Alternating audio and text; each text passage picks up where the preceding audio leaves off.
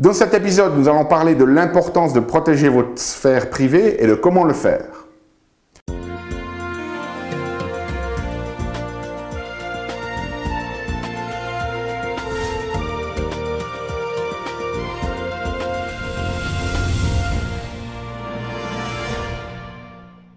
Parce que la vie est bien trop magique pour être petite et que nous avons tous besoin d'une prescription pour grandir en conscience et faire que nos rêves dévorent notre vie. Bonjour, je suis le docteur Yannick Pauly, bienvenue à un nouvel épisode d'une grande vie où chaque semaine je vous propose de découvrir des stratégies pratiques pour grandir en conscience, qu'elles soient d'ordre physique, émotionnel, psychologique ou spirituel, parce que cette conscience qui est au cœur d'une vie pleinement vécue et de notre évolution en tant qu'être humain.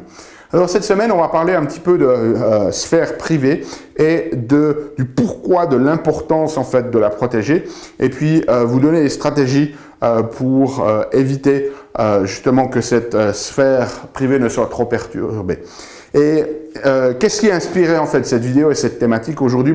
J'ai il y a quelques semaines eu l'occasion dans le cadre un petit peu de l'observation de ce qui se passe avec cette pandémie, et on sait que beaucoup de nos libertés ont été maintenant réduites, où l'État nous dit à quelle heure on doit rentrer chez nous, comment on doit se comporter chez nous en portant des masques, etc. Et donc, il y a une espèce de prise de pouvoir de l'État sur nos libertés, quelque part, qu'il justifie pour des raisons sanitaires, et un certain nombre de penseurs, dont des philosophes, s'élèvent contre cette manière de faire. Et j'ai notamment vu une interview d'un philosophe qui s'appelait Michel, je crois, si je me souviens bien de son nom, et qui a dit quelque chose qui m'a vraiment interpellé. Il a dit, l'intervieweur lui demandait, il parlait de totalitarisme, si vous voulez, d'État, et l'intervieweur lui a demandé de définir ce qu'il entendait par totalitarisme. Et il a dit que le totalitarisme, c'est en fait quand le public devient privé. Et ce qu'il entendait par là, c'est que dès le moment où l'État commence de s'introduire chez vous, c'est une forme de totalitarisme. C'est-à-dire que c'est essentiel pour l'être humain qu'il ait une sphère privée dans laquelle l'État ne peut pas intervenir. Donc ça veut dire que dès le moment où l'État vous dit à quelle heure vous devez rentrer chez vous, parce qu'il y a un couvre-feu, lorsque l'État a le droit de vous imposer une forme de comportement, on a tous entendu parler de mémé et pépé dans la cuisine à Noël pour manger la bûche, ou que chez vous, vous n'osez être que 5, ou que vous devez porter un masque chez vous, eh bien que c'est déjà une forme de totalitarisme. Et donc, ça m'a beaucoup fait réfléchir, et c'est cette notion que ce n'est pas juste l'État qui pénètre dans notre sphère privée, mais que si finalement on veut être libre, eh bien, il faut avoir cette sphère privée et il faut savoir la protéger d'un certain nombre d'influences.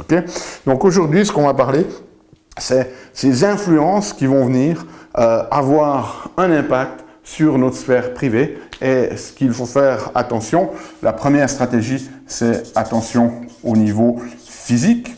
Moi, je le vois dans les discussions, par exemple, lorsqu'on accompagne des patients, eh bien, il y en a finalement qui n'ont aucune protection physique de leur sphère privée. Ça peut être des gens qui viennent très régulièrement chez eux, à tout moment. L'autre jour, une personne me disait « Ah ben, il y a le voisin qui est passé, qui a sonné pour voir si on voulait boire un café, et puis bien sûr, j'ai dû l'inviter à boire le café, et puis finalement, ce qui était prévu de faire une demi-heure, ça a duré 2 heures, et j'ai pas pu avancer sur le projet que j'avais. » Eh bien, la notion, elle est, mais pourquoi? Parce que quelqu'un sonne, vous le laissez interrompre et vous le laissez venir chez vous physiquement, ou ça peut être quelqu'un qui vous téléphone et vous êtes plus, si vous voulez, en réponse, en réactivité à cette personne qui vous appelle, vous êtes plus à sa disposition d'elle qu'à la disposition de ce que vous avez envie de créer dans le monde. Donc, faites attention à aussi avoir le contrôle de ces visites physiques. Je me souviens toujours de la personne chez qui j'ai fait mon assistanat en tant que chiropraticien. Son épouse, qui était quelqu'un de très social, invitait quasiment tous les soirs de la semaine des gens à venir manger. Et lui, il disait rien, mais il n'en pouvait plus, quoi. Il en avait marre d'avoir toujours des gens chez lui. Donc, ayez aussi le contrôle de qui vient physiquement chez vous. Et dont la même notion aussi, c'est ayez aussi une protection quelque part physique par rapport à tout ce qui est visuel. Hein. Il y a des gens où le voisin regarde, n'a rien d'autre à faire toute la journée que de regarder par la fenêtre et des pieds d'observer ce qui se passe. Et tout ça, ce sont des dynamiques qui sont peut-être même pas nécessairement très conscientes, mais à un niveau énergétique qui peuvent influencer votre vie. Donc, très, très important d'avoir cette protection au niveau physique. Okay? Le deuxième type de protection qu'il faut avoir, c'est contre l'influence de l'information.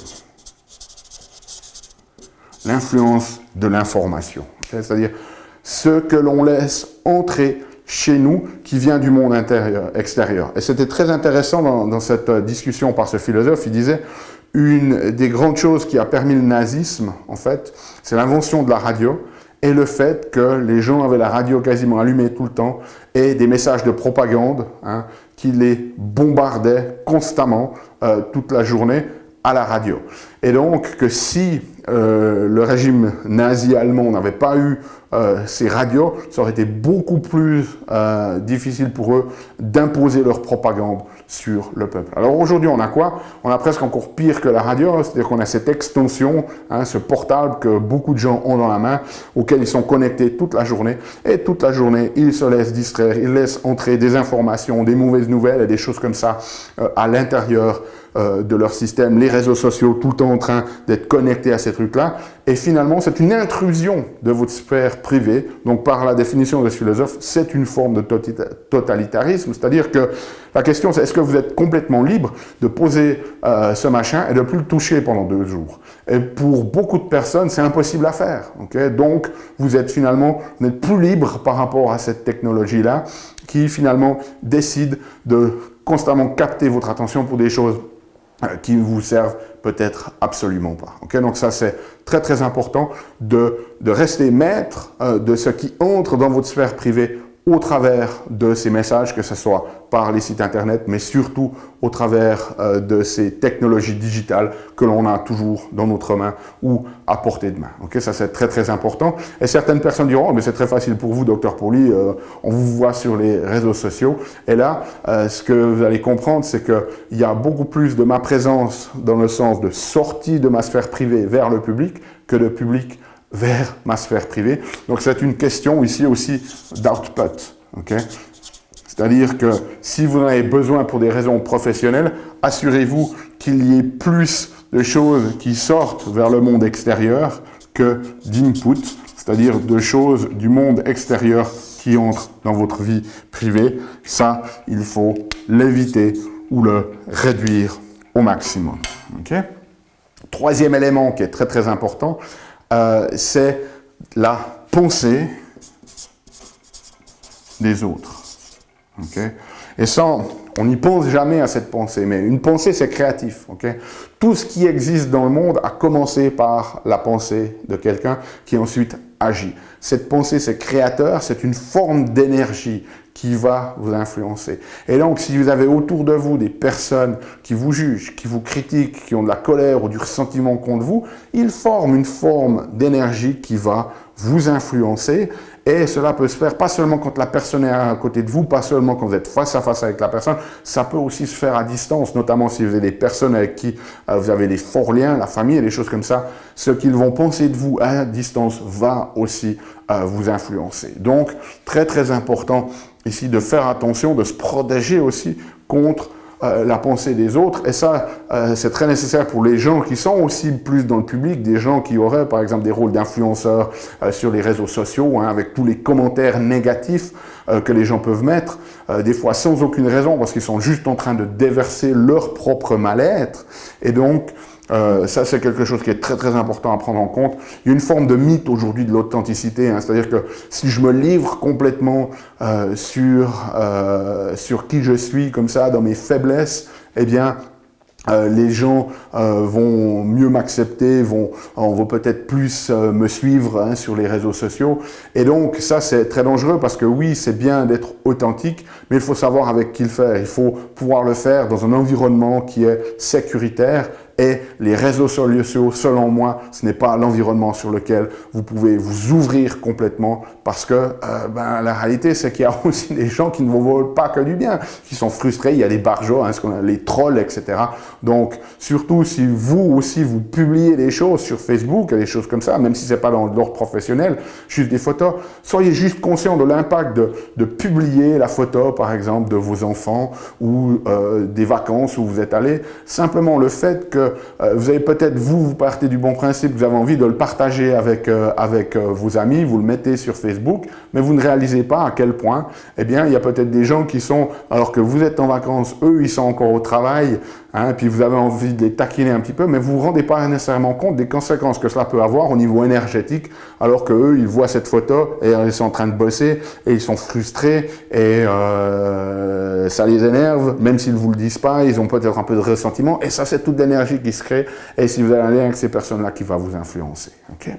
Donc, très, très important. Et puis, dernier, ici, c'est les notions de projet aussi. Si vous avez des projets, eh bien, c'est important aussi de les protéger. Un jour ou l'autre, bien évidemment, vous allez devoir les s'ouvrir au monde, mais je dirais jusqu'à que votre projet soit 80% ficelé, gardez-le protégé. Il y a tellement de personnes que je connais dans mon entourage, de gens qui sont créatifs, qui ne finissent jamais des projets parce que finalement, ils en parlent trop tôt et puis il y a plein de gens qui viennent donner leur opinion puis qui pensent que c'est pas une bonne chose, etc., etc.